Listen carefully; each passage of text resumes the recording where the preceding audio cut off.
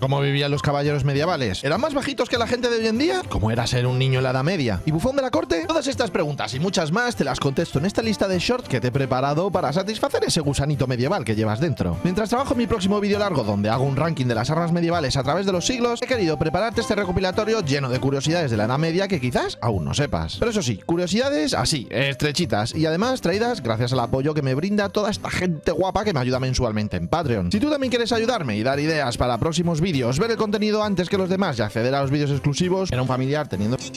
no era inusual. Puedes unirte con el link que te pongo en la descripción. Y ahora sí que sí, ponte cómodo para estas 10 curiosidades medievales, que empezamos.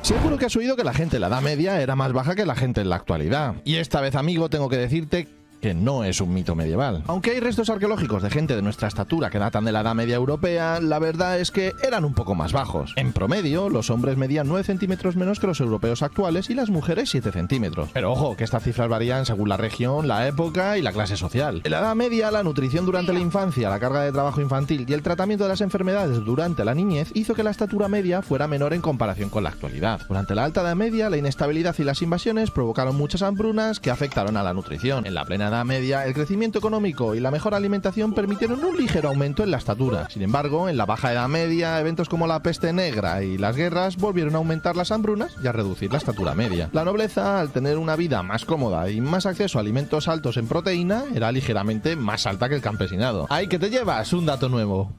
La Edad Media fue un periodo muy difícil. El duro trabajo en el campo, las guerras, las enfermedades haría que un hombre contemporáneo lo definiera como un infierno. Y por desgracia para los niños no era mejor. Suponiendo que sobreviviera a la altísima mortalidad infantil, cuando un niño llegaba a la edad de 7 años, este empezaba a trabajar en el campo con su padre y las niñas a trabajar con sus madres a la misma edad. Los más afortunados se marchaban a los 12 años a vivir con un artesano que les proveía de alojamiento, manutención y les enseñaba el oficio. El castigo físico podía ser parte normal de la educación que recibía de su mentor. De media, a los 14 años se contraía matrimonio y los varones a los 15 ya podían ir a la guerra. En 1346, en la batalla de Crecy, el rey inglés dejó al príncipe negro comandar el ejército con tan solo 16 años. Hoy en día esto sería imposible. Por otro lado, a las mujeres se les consideraba mediana edad a los 25 años. Hay múltiples registros de matrimonios infantiles y embarazos adolescentes. Al revés que hoy en día, a las jóvenes se las empujaba a tener hijos lo antes posible. Hay ejemplos como el de Margarita de Beaufort, que se casó a la edad de 3 años y tras un anulamiento se volvió a casar a los 12 años para a los 13 dar a luz al que sería el rey de Inglaterra, Enrique VII. Cuando piensas en una ciudad medieval, seguro que te viene a la mente este tipo de edificios tan característicos que siempre vemos en películas y videojuegos. ¿Pero nunca te has preguntado por qué eran así? En la Edad Media, si querías un edificio resistente y bien aislado del exterior, solo habían 3 opciones: de madera completamente, de piedra o de este tipo. Los 2 primeros solo se lo podían permitir los nobles, el resto de los mortales se debían conformar con este. Los pilares, vigas y marcos de ventanas y puertas eran construidos en madera, lo que aportaba estabilidad y robustez a la estructura. Y para tapar los huecos y aislar el interior, estas ramas se cubrían con una mezcla de barro, paja y, si era posible, estiércol de vaca o caballo. Sí, ya sé lo que estás pensando, pero el excremento de estos animales ayudaba a mejorar la cohesión de toda esta mezcla. Después se encalaba la pared que le daba este color blanco tan característico y además hacía de aislante térmico y protegía de la lluvia y la humedad. Por otro lado, gracias a las propiedades desinfectantes de la cal, se protegía la estructura de mohos y hongos. Salvo la madera estructural, todos los materiales eran muy baratos y de fácil acceso, y el resultado final era un edificio resistente y bien aislado de las inclemencias del tiempo. Por eso os he hablado de armaduras de caballeros, armas de caballeros y batallas entre ejércitos de caballeros. Pero hoy os voy a hablar del entrenamiento de los caballeros medievales. Los niños de doble cuna comenzaban su formación a los 7 años como pajes en la casa de un noble,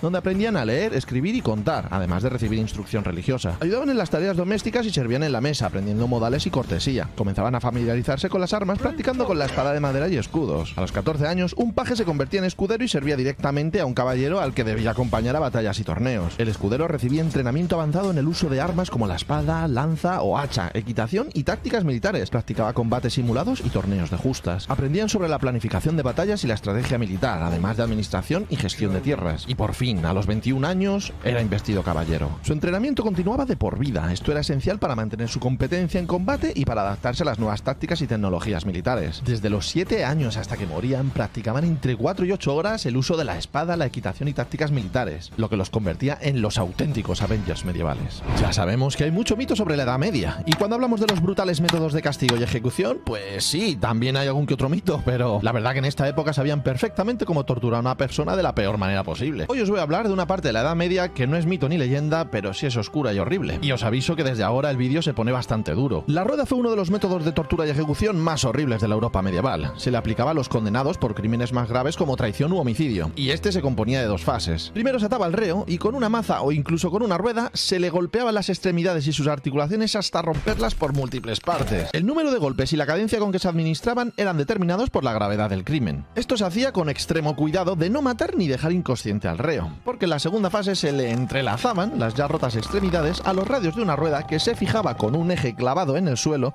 elevando al agonizante condenado en posición horizontal, el cual todavía tardaría horas o incluso días en morir. Estoy cansado, jefe. Suscríbete. En la Edad Media eran muy buenos haciendo castillos, armaduras, espadas y poco más, ¿no? Sobre el supuesto retraso científico de aquella época ya hice un vídeo desmontando este mito. Pero eso sí, todos sabemos que la gente en aquella época creía que la Tierra era plana.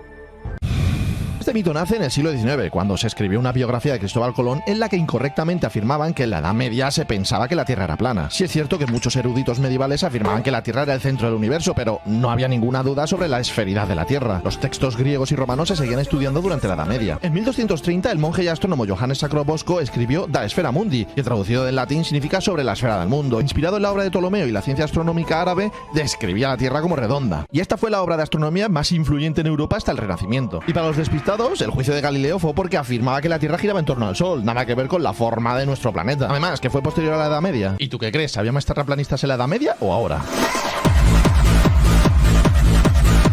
Sabemos que las modas y los cánones de belleza cambian según el momento y la región. Lo que hoy es bello, mañana será horrible. Pero en este canal nos gusta hablar de la Edad Media, así que la pregunta es, ¿qué hay de los estándares de belleza en el medievo? A finales de la Edad Media se consideraba que una cara ovalada, nariz y labios pequeños hacían parecer a la mujer más pura, inocente e infantil. Sí, lo sé, suena súper turbio, pero era lo que se consideraba una mujer atractiva. El problema era que la Iglesia Católica exigía a las mujeres cubrirse el cabello, haciendo sus caras más pequeñas, exactamente lo contrario a lo que buscaban. Esto provocó que en el siglo XV las mujeres tomasen una costumbre un poco peculiar. Como había que cubrirse el cabello, las mujeres más bellas eran las que tenían la línea del pelo muy arriba en la frente. Y si no tenías la suerte de tener la cara como una cancha de frontón, la única posibilidad de ser más guapa era levantar la línea del cabello artificialmente. O sea, depilarse el pelo de la cabeza. En su afán por alcanzar un rostro completamente liso y abierto, algunas mujeres se depilaban las cejas por completo y en ocasiones las pestañas. Esta es solo una costumbre de las muchas sobre la moda medieval. Pero, ¿tú qué crees? ¿La moda en la Edad Media era más ridícula que la de ahora?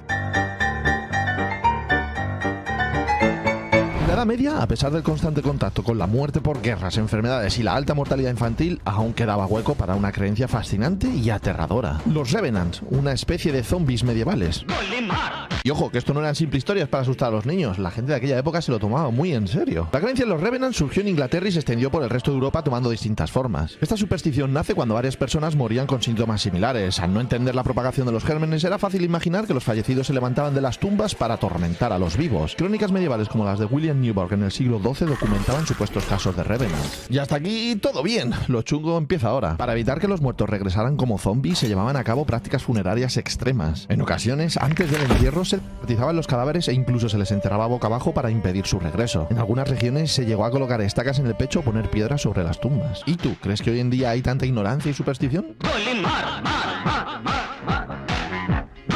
En estos vídeos de la Edad Media hemos hablado de reyes, reinas, caballeros y hoy quiero contaros alguna anécdota curiosa sobre los bufones. La figura del bufón nace en el siglo XI y dura hasta bien pasada la Edad Media. Y como ya sabréis, su función era entretener en la corte con malabarismos, música, acrobacias y comedia. Este rol cobraba más importancia en los días festivos. Hay escritos que hablan de un bufón famoso que estuvo en la corte del rey Enrique II de Inglaterra y que era llamado cada año durante las vacaciones de Navidad para realizar su actuación estrella, que consistía en un salto, un silbido y un pedo. El humor inteligente siempre ahí en lo más alto. Triboulet, de la corte del rey Francisco I de Francia, fue probablemente el bufón más famoso, ya que pidió al rey que le perdonara la vida cuando ofendió a una dama en la corte. Se cuenta que como castigo, el rey le permitió elegir la forma en que moriría, a lo que Triboulet respondió que prefería morir de vejez, lo que hizo reír al rey y le salvó la vida. Lo cierto es que los bufones ocupaban una posición única en la corte, ya que eran los únicos que podían hablar con total franqueza al rey sin temor a represalias. En ocasiones este privilegio les convertía en importantes consejeros y críticos sociales, capaces de influir en las decisiones más importantes de manera indirecta. Pocas cosas hay más icónicas sobre la Edad Media que la típica imagen de dos caballeros enfrentándose en una justa. Las justas medievales surgieron en el siglo XI en Francia como ejercicios de entrenamiento militar para preparar a los jóvenes caballeros para la guerra. Inicialmente eran actividades pragmáticas diseñadas para mejorar las habilidades de combate y equitación de los caballeros. Con el tiempo, las justas evolucionaron de simples entrenamientos militares a espectáculos públicos y eventos principales en los torneos medievales. Sobre los torneos ya hablaremos en otro vídeo. En una justa típica, dos caballeros montados a caballo cargaban uno contra el otro con lanzas intentando derribar o desarmar a su oponente. Una barrera conocida como til se utilizaba para mantener a los caballeros en sus respectivos lados de la pista. Las lanzas estaban diseñadas para romperse al impacto, minimizando el riesgo de lesiones graves, y los caballeros llevaban armaduras específicas para justas que ofrecían mayor protección. A pesar de esto, no era extraño que los caballeros quedaran lesionados al caer de caballo, y algunos llegaban incluso a fallecer. Estos eventos eran principalmente para la nobleza, con caballeros de clase alta compitiendo por honor y prestigio. Las clases bajas participaban como vendedores de alimentos y otros bienes, pero siempre fuera de la arena del torneo. Espero que estas curiosidades os hayan parecido por lo menos curiosas, y agradecerte a ti por ver este vídeo y a mis Patreons por hacerlo posible. Y amigo, recuerda que eres maravilloso.